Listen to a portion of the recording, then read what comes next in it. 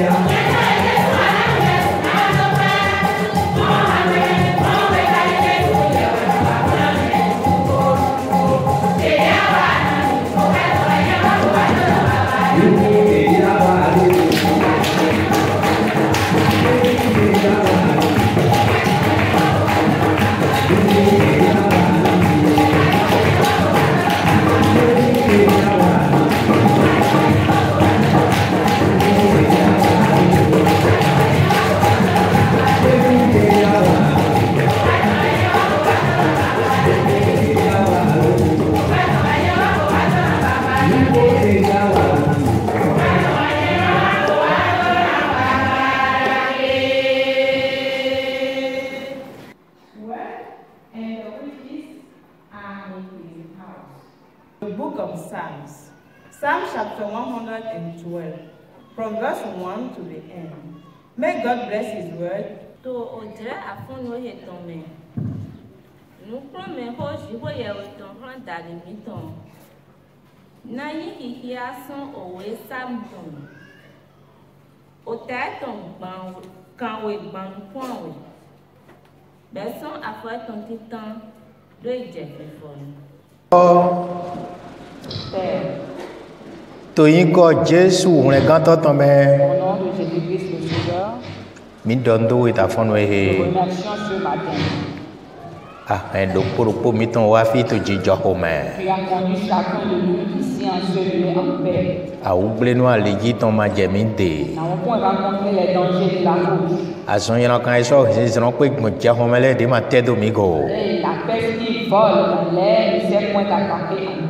Azon ewu ton do pour mi ton no wa to fi mi no gonle ewu ton de ma wudo mi ji. Nous avons risquant que chacun de nous entreprend dans son lieu de travail. Aucun danger de cette carbone ne nous est attaqué. Ye weto gaglo no yina C'est mi. toi qui nous sers de bouclier. Ye weto awo yinu ba yina C'est mi. toi qui nous sers de rempart. Ye we zombo ma mo no yina C'est kan. grâce à toi que nous n'avons point rencontré. Amadi ke nu kun mi ton Tu visin. n'as pas permis à ce que nos yeux soient larmoyants. Eso mi to pe do na oye. Raison pour laquelle nous te remercions. Olu ma vo. Gloire Yi pe mi ton le.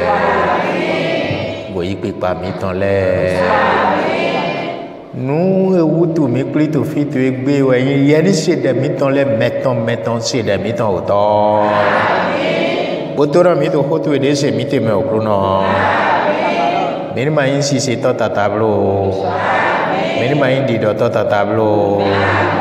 Wíwá déjì tọ́ ẹ̀mí ní yóò tọ́ gbígbọ́ iná wá déjì nínú mẹ́pọ̀ mẹ́ pẹ́bí kó dà púpọ̀ mi tán ṣé sísìn yìí kọ́ mẹ́.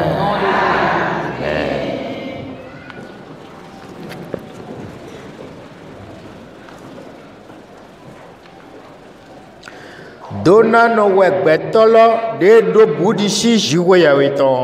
Heureux l'homme qui craint l'Éternel. Mais non do o me hundo o senji wo ya wetango. Il trouve un grand plaisir à ses commandements. Tona no e mene. Heureux l'homme. Ete utu. Pourquoi? De hodo mana jai je eji to kwegbe.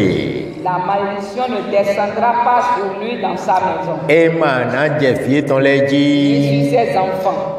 E mana ja sie ton leji. La malédiction ne descendra pas sur ses femmes. Ni agumble bu janwe so to tonu o se na ju ya odo mo de hodo ma jai Si eji. c'est une église qui fait preuve d'obéissance à l'Éternel de cette manière, la malédiction ne descendra pas sur elle. Fiezon wewe do tadagbe no wenyi me do budi si jiwe ya wetoni C'est pour cela que la Bible déclare que heureux soit l'homme qui a la crainte de l'Éternel. Nunte ikano yoro do budi si ma uton Qu'appelle-t-on crainte de l'Éternel? me yon senton bono hona na do jeme uwe no yoro do e do budi si ma uton Celui qui reconnaît les commandements de l'Éternel et qui ne se presse pas pour aller les transgresser, c'est celui-là qu'on peut nommer celui qui a la crainte de Dieu. wewe do dona no we La yele Bible déclare que heureux sont-ils, tadagbe no we heureux yele chanceux sont-ils. tadagbe ne wo lo we mesusu ma do to egbe Ce bonheur, c'est ce que bon homme n'a point aujourd'hui. we no to buji Et ils sont craintifs. yeta se jire do goy On m'envoie par la sorcellerie. yeto no yin domi On m'envoie des sorts, des mauvais sorts. we no to buji Et ils sont dans la peur na onudo me abi hodri do gbe toton ton à wuto cause des propos menaçants que les hommes envoient. ye won ji Ils oublient balam ko balaki ko de do ipe Israeli bodo nu na doye ye pe gobodo nous de ye mon de do no jouer dans l'air. Au moment où Balak avait invité Balaam pour aller maudire les enfants d'Israël, le peuple de Dieu, est-ce qu'ils ont pu réussir dans cela? Ye pe go. Est-ce qu'ils ont pu réussir? Etewe nous do metolo do to azaneji. Qu'est-ce que celui qui était invité pour maudire avait dit en ce jour-là? Era dona no Israeli, mere ma ngaho de do. Il dit, béni soit Israël, ne sera pas maudit par quelqu'un. Dona no yin me no di busi jo bono saison ni bosan etonji, mere ma ngaho de do. Béni soit celui qui craint l'Éternel et qui observe ses commandements, car nul ne pourra le maudire sur la terre. Mais on dit busi jo bono se tonna se ton bono gbe tonji ni eto de kodo wo ami we wo ndo ni che we ndo na melo. Celui qui craint l'Éternel, qui observe ses commandements et les met en pratique, quand on le maudit, lui, il répond Amen.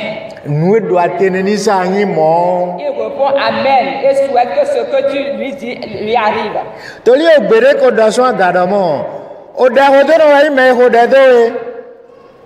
Dona na so ai me to di dona vele. Bon. Fite kasi yedo no domi yedo nyando go yedo fite neson. Ma saison li to ma ou sanji we son. Car une voix depuis les cieux a dit, béni soit ceux qui te bénissent et maudit soit ceux qui te maudissent. Mais où est donc le sujet de peur pour pouvoir craindre ceux qui sont là et seront en train de te maudire? Où vas-tu encore trouver ce motif de peur? Mais to son linji grosi ko jugo ya we ton po ma no di hesido nu nya jagba do ma gawa. Celui qui marche dans la droiture avec son Dieu ne craint pas les mauvaises nouvelles parce qu'elles ne viendront jamais.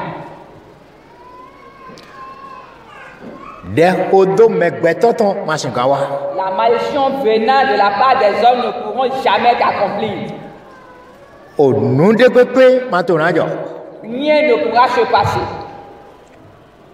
Ni ado budi si jo ton we yirodo mo ado bodo zonizin bodo nuwa po gbeto ile po ati ko jo lo supo do nuwa wewe na wa mite zonizin ha jo ati zonizin ha gbeto nuwa we de da yo meni de ado zonizin ko ma uko de ayin nu gbono dedero de aso do zonizin ko awe toto we po awe toto we ka beson ko to we me kaka do gbon ton leji dia zonizin ka e po budi si je o ton poro pẹ̀lú okuru no se gbedo u anu wa podo gbeto poro wa amunu dike na wa de nyana lo wa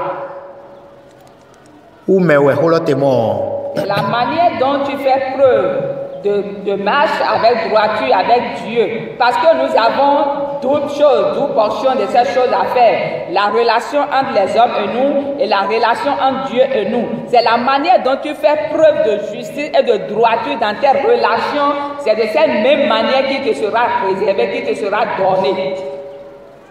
Où est-on? Oui, d'autres filles de mon. Donnant au yime di bouchi.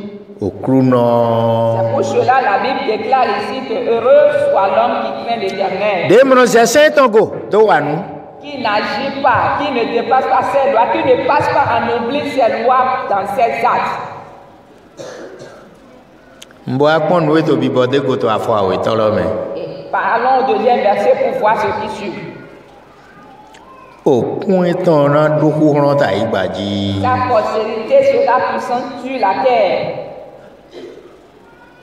Mais qui ne souhaite pas avoir des enfants puissants. Sa postérité sera puissante sur la terre. Avant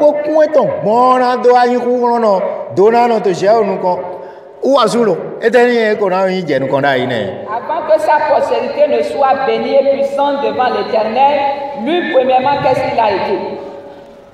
Qu'est-ce qu'il sera lui-même? Mais to dagbedin ni do buri si je odon bo ranse mejije bodokon. Que celui qui souhaite le bonheur fait preuve de la crainte de l'Éternel et fuit le mal et qu'il attend pour voir.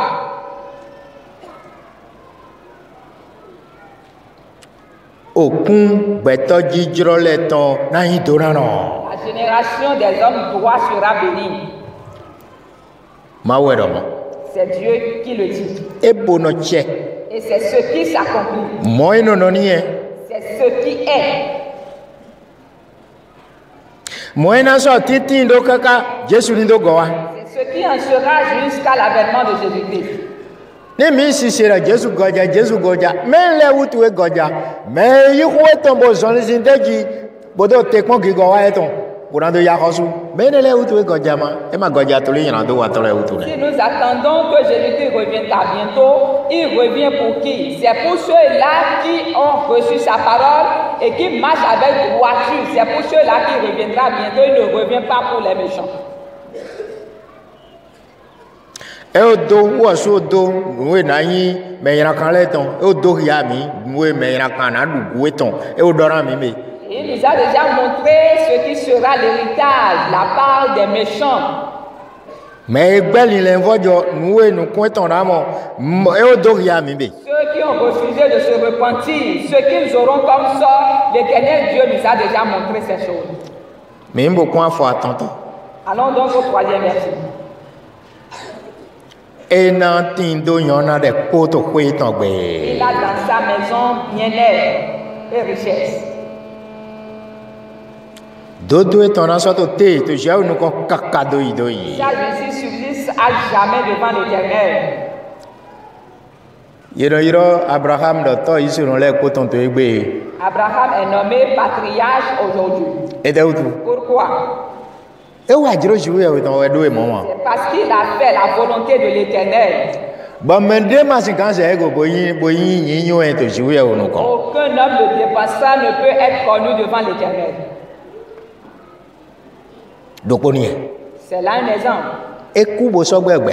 Il est mort pourtant il vit. Abraham ku bo so gbe. Abraham est mort, mais néanmoins il demeure vivant. Eli ku bo so gbe. Élie est mort et demeure encore vivant. Moïse ku bo gbegbe. Moïse est mort mais demeure vivant. Mo we me susu de yi se to Jésus Christ si yin ko mele bo si son li to jiro eton jile yeku bo gbegbe kuno do nu ya mi do ne le ko go De ma. cette même manière que ceux qui ont reçu Jésus et qui ont marché avec droiture devant lui, ils sont morts mais demeurent encore vivants. L'Éternel Dieu nous a montré des choses par rapport à eux. Nu etini. C'est ce qui existe. Nu e na so moni e. C'est ce que l'on verra. Asiko vuru e bo e mi na to se son lo, e ma asiko susu kleunde we. Nous avons peu de temps pour marcher. Nous n'avons pas assez de temps pour cette marche. To klen la me ni amaido no burisi je to me wa klen to lo na wai bo an le me koko. Et dans ce peu de temps, si toi tu ne demeures pas dans la crainte de l'Éternel, ton peu de temps va passer et tu mourras. Bo makana tin to beba. Et tu ne vivras plus. Adavo do lonzo do me. Si ce n'est que dans la géhenne.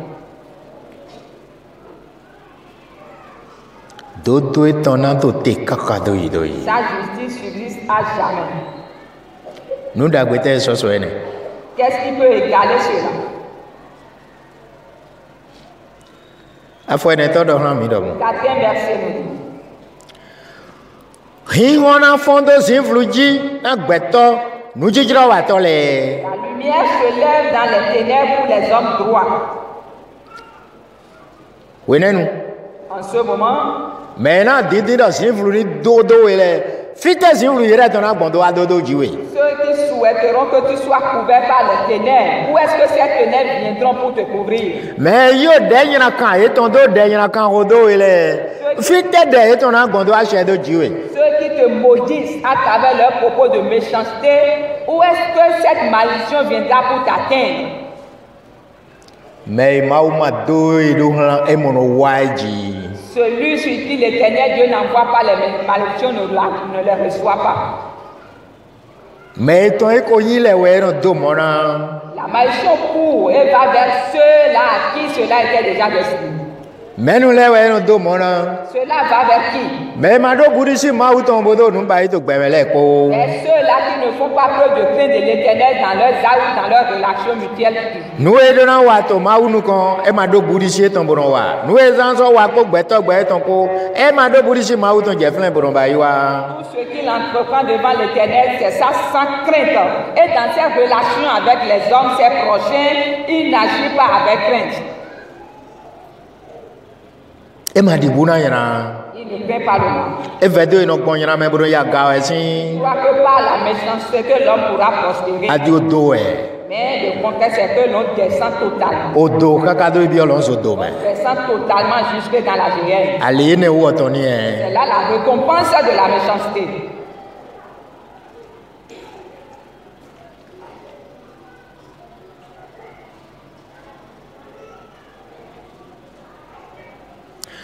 Mais tu dois lever là nous. Pour celui qui est miséricordieux Bodo dodo a. et juste,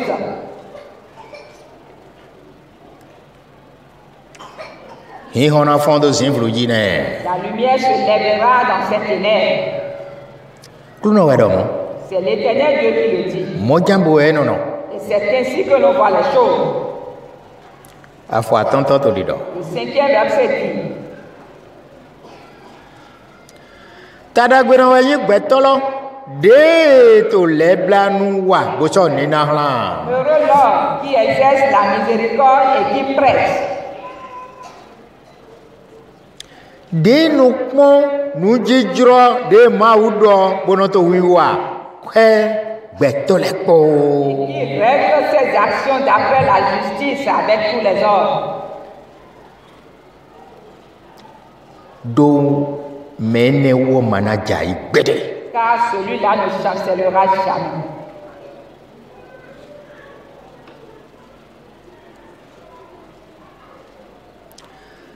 Oflié ton asotote kakadoi. Et la mémoire du juste dure toujours To aigbaji sur la terre ati to lome. ainsi que dans les cieux. Egbedi yegbe ko Moïse hodo hai. Aujourd'hui, on continue de parler de Moïse. To asonda gbede we ala me. Dans ces bonnes œuvres qu'il a entreprises, Yegbe ko to Eli hodo hai. on continue de parler de lui. Mau fato pagbe do boran so go e do nla. We ko Jésus Christ ni do wa uwo ati Moïse. Et Dieu a fait la promesse de les renvoyer avant l'avènement de Jésus-Christ, lui et Moïse. Bo ina dodo dai to Israël. Et ils vont prophétiser dans Israël. Ina fwa wa ye. Ils vont lutter contre eux. Ina huye. Ils seront tués. Bo Joshua iton to kame. Et leur cadavre sera livré à leur libre. Asa iton atonto gbe. Troisième jour, Yena fond de okruno iton fond bona de do agaro. ils seront ressuscités et montés au ciel tel que leur maître l'a fait. Mo gigoda hoine. Considère cette grande gloire. Mo gigoda hoine. Considère cette grandeur de gloire. Bo so po kanu le sika. Do kaka Jésus na do wa kanu na ka do yan we. Et considère encore et regarde un peu la méchanceté des méchants. Avant que Jésus-Christ n'arrive, ils vont continuer toujours à poser leurs actes de méchanceté. Amon. Mais Ete na gongodo na. qu'est-ce qui va suivre? Gigona yin gbeto dodo no le ton kaka do yido. C'est que la gloire sera pour les hommes droits à perpétuité. Yena do ma ho. Ils vont prêcher la parole de Dieu. Yena huye. Ils seront tués. Ye kana so fonchite to asan to atonto gbe. Mais le troisième jour, ils seront ressuscités. Numa ka ena joto huilo nu wa mo. Mais ce ne sera pas des choses faciles en ce moment.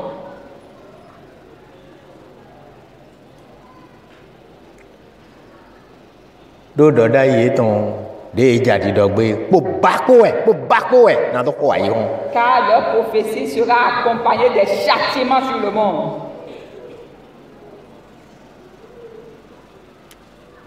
Mauno yi omede setonele bono gbe ton ji le dono basi nu dobu tegbeton. Dieu fait de ceux-là qui nous servi adorer avec droiture et crainte, il fait d'eux des sujets de foi toujours. Yele makasono gbe yade na ji ete do ma utame. eux, ils sont prêts à endurer toute souffrance pour la cause de l'Éternel. Bon, qui gauche à autant, nothing, to go dans Et la gloire de l'Éternel, Dieu les accompagne toujours. Ye me no joro ali etondo dide okuno singo biado le. Ceux qui rêvent leurs actions d'après la justice telles que l'Éternel Dieu le demande, Ye mana jai pede. ils ne chancelleront jamais. O fli ye tona to tegbe. Leur mémoire durera pour toujours. Dide fli mene le desi kon yoroton. E to tedo to krono sinu kon. Que la mémoire de ceux dont nous venons de parler tout à l'heure dure toujours devant l'Éternel.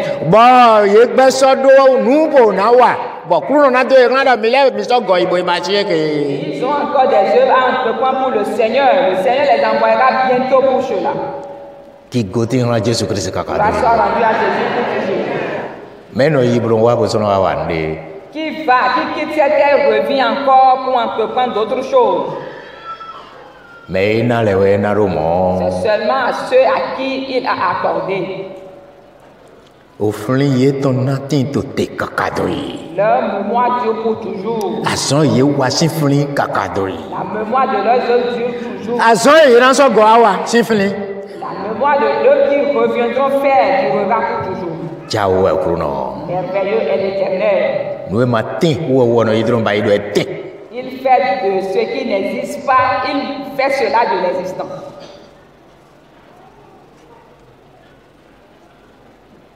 Nous me les on ba ko le ko to gbeto nu connaît. Et tout ce que nous ne voyons plus, toutes ces choses existent encore et vivent devant l'Éternel. Ki gotin ran Jésus Christ kakado. Gloire soit rendue à Jésus pour toujours. Enyondo gbeto no pon san je ton to ko do wa nu. Pon no yo atowelo.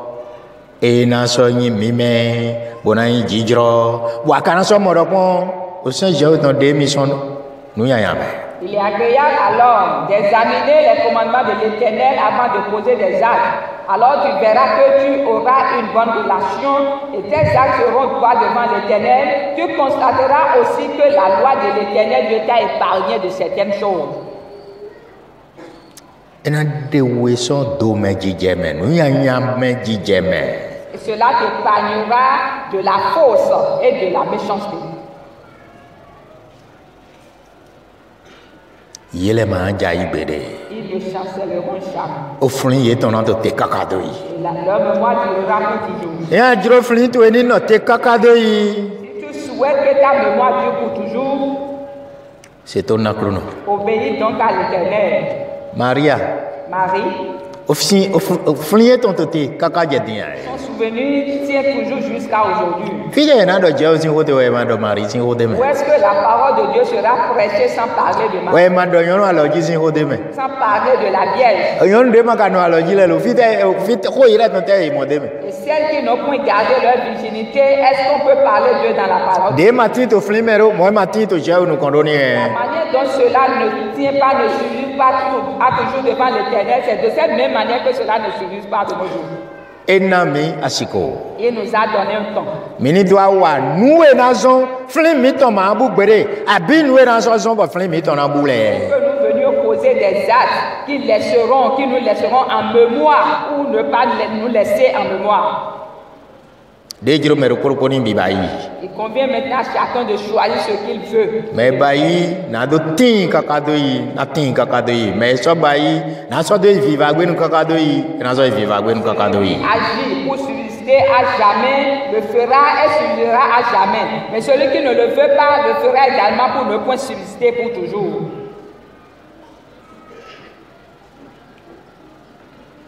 O flin ye ton non te tegbe.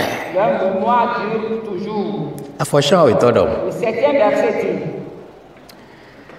E mono di buna wenra kangba. ne crains point les mauvaises nouvelles. Asonyra kambia to me. Que la paix s'envahisse le pays, Betole to nu blado go. que les hommes complotent contre toi. Ye do mi na hu. Ils décident et menacent de te tuer. Ye do mi na ja. Ils menacent de te décapiter. Uwa mono di buna wenra kande gba. Ne crains pas les mauvaises nouvelles. Ete tu mono di buna wenra kan. Pourquoi ne crains-tu pas les mauvaises nouvelles? okru no ko do mi tin ko dodo no le ko Dieu dit qu'il est avec les justes, mais no se mi ton le mi lo su so no se ye ton qu'il écoute ceux qui l'écoutent. uni e jo to ezechia asi ko mere C'est ce qui s'est passé dans le temps d'Ézéchias. won yina kan wa de La mauvaise nouvelle est parvenue à ses oreilles. e so do ho na kru no Il a adressé des propos à l'Éternel. bo dio won yina kan la so won da gbe harpo La mauvaise nouvelle fut changée en de bonnes nouvelles. aso ji ate ku ana ku La maladie dont tu es atteint, tu mourras dessus. asan ton gbe bo ana ku Et dans 3 jours, tu rendras l'âme.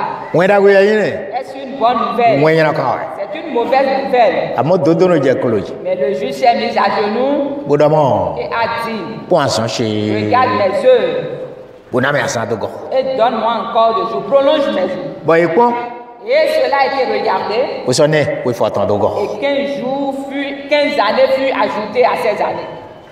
gigote ran Jesu Christ kakado Là, soit rendu à l'époque. yele mono di busi wenda o wenyana kande Ne crains point les mauvaises nouvelles. e donu mi e da nyana to gwe e da nu che yanya bodo na yete e o ndo pombo yibo u enyi yere ton Il m'a maudit. Il a dit à mon endroit des propos déplaçants pour recevoir quoi? Toi, tu n'as pas atteint cela, qui continue à proférer cela. e mai wana mi e gba wana mi gba e mai wana mi o wanyi gbeto ten gbe yete abi ji o ye we Il ne m'aime pas, il me déteste. Est-ce que toi, tu veux l'amour, que tu sois aimé par les hommes ou bien que tu sois aimé par Dieu?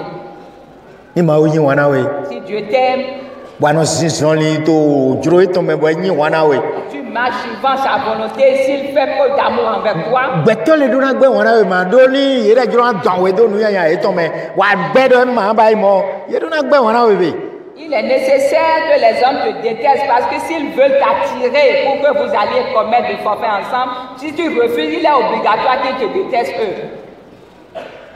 weno wanyi ju ya o ton tin ko to ye ko Au ro moment où toi tu bénéficies de l'amour de Dieu, amana dibu na wenyana kande ne regarde pas les mauvaises nouvelles. ni wenyana kan wa Si la mauvaise nouvelle vient, an do ho na kru no tu vas parler à ton Dieu wena so se et il entendra. a holu Israel ton Le roi d'Israël, san sheriff kan we ren Sanchérib lui a envoyé une lettre o da mi zia hwan jamo e mana wa lita yi na mi ne en lui disant qu'il vient l'attaquer. Est-ce qu'il ne viendra pas se soumettre à lui? ni to flen bo to jiwo ya wa hwan pale ton jiwo ya hwan pale ton do to flen na mi yewe no de ton de ma pa do mi te gbere to fi de mi na gba e ko ayin din ni to mau do flen e mi ja Qu'il soit là à s'abuser de lui-même en disant Dieu, aucune armée sur terre ne pourra l'arrêter, qu'il vient bientôt l'attaquer. Boise, we malo. Il prit la lettre, Bo te do agbanu ko. il la déploya devant l'autel de Dieu. O do kru no. Il a dit Seigneur, We de san sheriff kan la we di. voici la lettre que Sanchérib t'envoie. To fi de te don bon. Depuis le lieu où il est, Do wen hale. envoie-lui une nouvelle.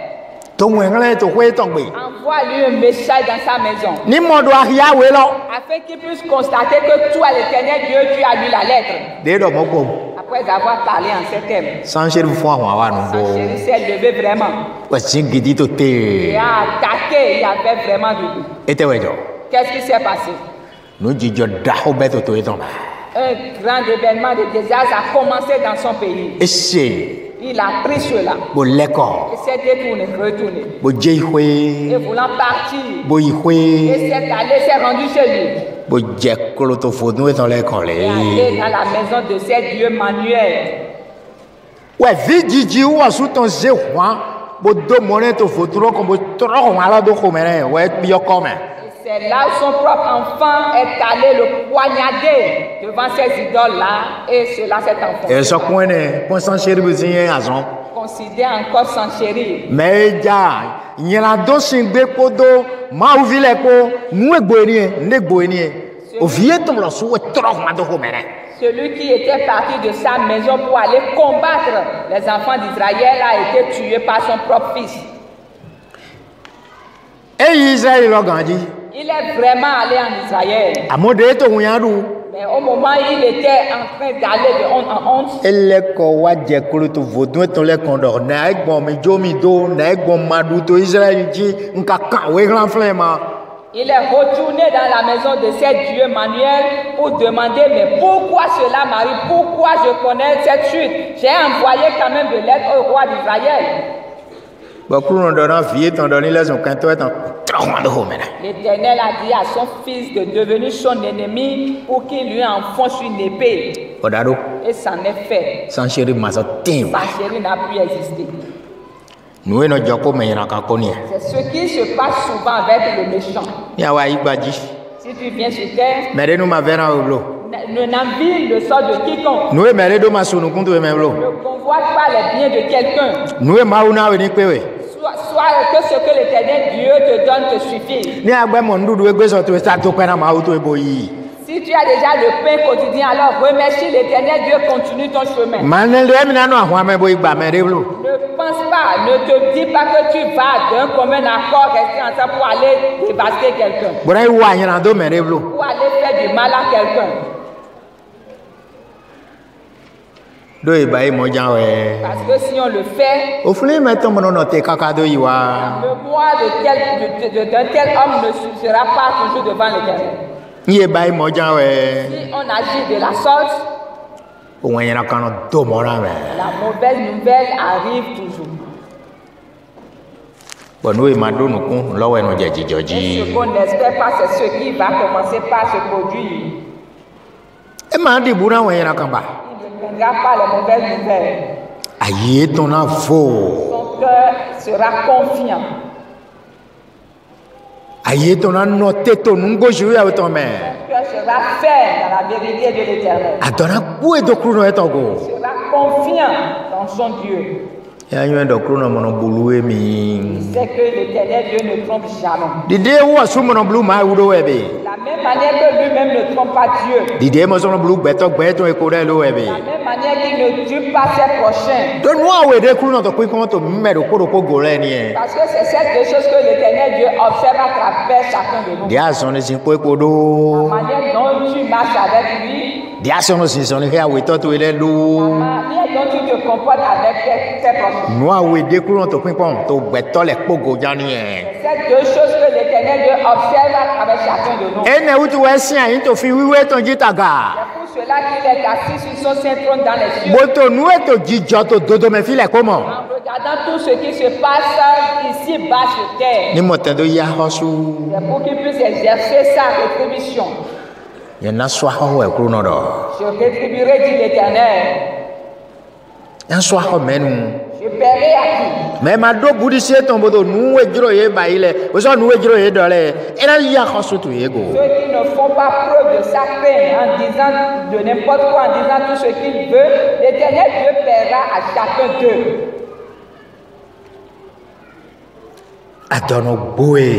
Il est confiant. Et mon dobo de débat. Il n'a point de crainte. Kaka edono mo kento eton les do. Jusqu'à ce qu'il mette son plaisir à regarder ses adversaires. Et non mo kento do. Il regarde ses adversaires, il les sonde. Kento no dina mo do wa don e makano kwego. Ou ano mo kento do. Les ennemis cherchent à le sonder, mais ne parviennent jamais à cela, mais lui parvient à les sonder. Qui goûte en Jésus Christ kakado. Be amaragbo yegbe wanami iro do nche iro gbogbeto nínú do yin yan yeton yegbe wanami iro do nche yeba yin wanami de pepe ni Jésus agbeto so ni se we Jésus yin wana boyun do agba wan ko. Il me déteste, il n'aime pas, il dit de moi de n'importe quoi. Laisse les hommes parler. Il suffit que tu sois aimé par l'Éternel Dieu, alors tu as remporté tout combat. Ya jero na gba wa. Si tu veux être victorieux, ici, pour notre bois, il y a des vainqueurs dans les cieux. Bon, le courage de faire obstacle à son royaume. Demeure donc dans la crainte de Dieu. Marche selon sa parole. Tu verras. Tu comprendras. Tu verras que cette parole que nous lisons ici est vraie. David n'avait pas rencontré des choses, il ne parlera pas. Il sait ce que l'on reçoit de l'Éternel. Toi-même tu le sauras. Toto étant toté. Sa justice subsiste à jamais. Nous n'avons même pas dit nous qu'on Faire des largesses pour lui n'est rien. Toto étant toté. Sa justice subsiste à jamais. Ota étant enfant pour y aller pour. Sa tête s'élève avec gloire. Ta étant enfant pour y aller pour. Sa tête s'élève avec gloire. Même si t'as un enfant pour y aller pour. La tête de qui s'élève avec gloire. Mais c'est ton nom dans l'air. Ceux qui sont obéissants à l'Éternel. Il a moqué gauche avec ton fille. Ils verront la gloire de l'Éternel Dieu sur cette terre. Bon, ça fond toi sans fond son côté tant tombé. Et au jour de la première résurrection, ils seront ressuscités.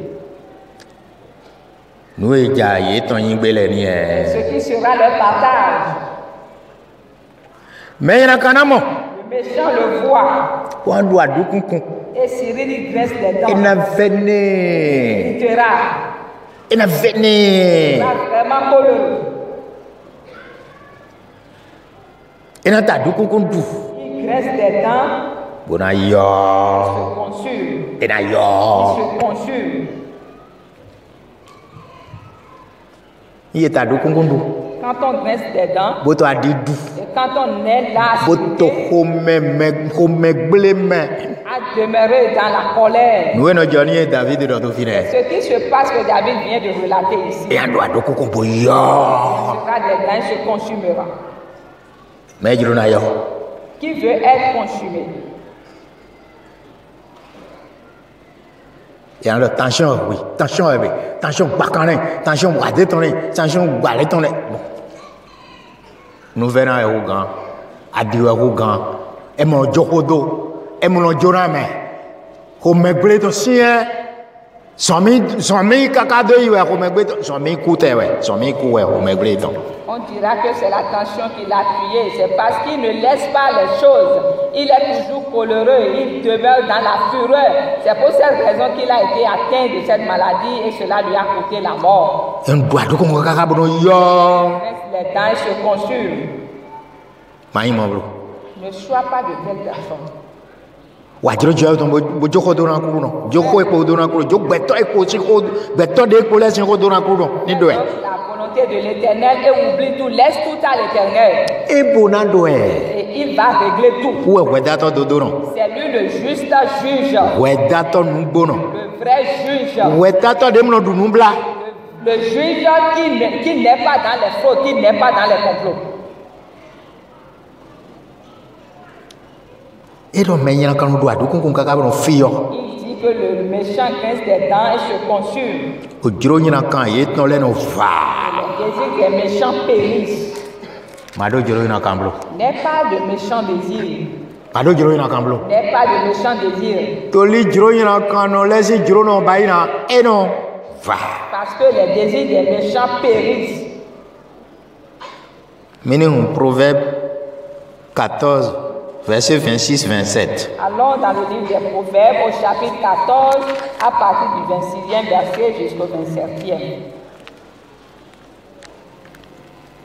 La crainte de l'Éternel est une source de vie pour détourner des pièges de la mort. Aidez.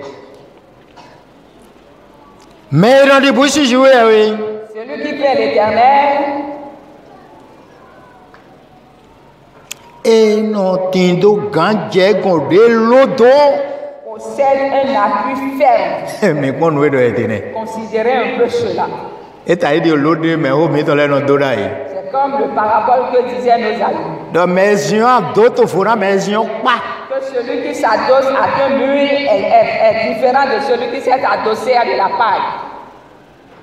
Mes yeux d'autres est yeux nous et mon certain. À mon mes yeux pas au pas non tataboudier ou guider de godo quoi koji. Celui qui s'adosse à un mur s'est adossé à quelque chose qui ne pourra bouger. Mais le cas de celui qui s'adosse au paille, dans un peu de temps, cela peut commencer par avoir des défaillances. Mais di bouchi joué oui. Celui qui craint l'Éternel Et Zion nous et l'odo. est adossé à une ferme faute.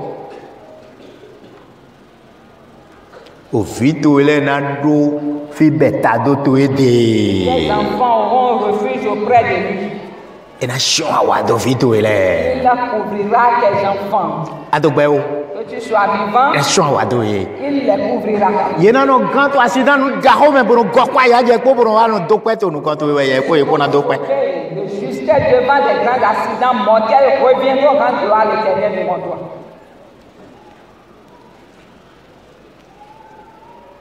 No punto na mo no e jao to we wa ko do e ko. Tes yeux verront les yeux de l'Éternel, ce qu'il entreprend avec tes enfants. Ni ama so to fi. Que si tu n'es plus ici, O ati kakado idoi. si Dieu existe pour toujours. Na dodo lon le sin wen to uto e do tin kakado idoi. La génération des justes qui subsiste pour toujours. Mais no di boucher saint ton le sin wen to uto e tin kakado idoi. À cause de ceux qui craignent sa loi pour toujours, c'est pour cela que le Dieu existe pour toujours. E ma me yan kan le ton uto. Ce n'est point à cause des méchants. O fie ton le na mo fi beta do to Les ede. enfants auront refuge auprès de lui. O budi si je o ton. La crainte de l'Éternel, O gbesin we. une source de vie. O gbesin we. Une source de vie. E ma ku sin sin o gbesin we ido. Ce n'est pas la source de mort, mais c'est plutôt une source de vie. E na de we son o mo o ku ton me. Pour te détourner des pièges de la mort. E na de we son o mo o ku ton me. Te détournera des pièges de la mort. O se jour ya ton. E no de maison o mo. E ta ton me. O mo o ku ton me. Les commandements de l'Éternel ont pour but de détourner l'homme des pièges de la mort. Mais de makado budi si bodo sente sen anko mele ko e sen gba me to ko do asuro me de ton asuro de ado do mo kaka an jamo ku ton me. Celui qui n'a pas la crainte de Dieu et dit, mais quelle loi, quel commandement, et celui qui plaît lui-même ne tombe pas dans ses commandements, quand tu prophètes de tels propos, c'est pour tomber dans les pièges de mort.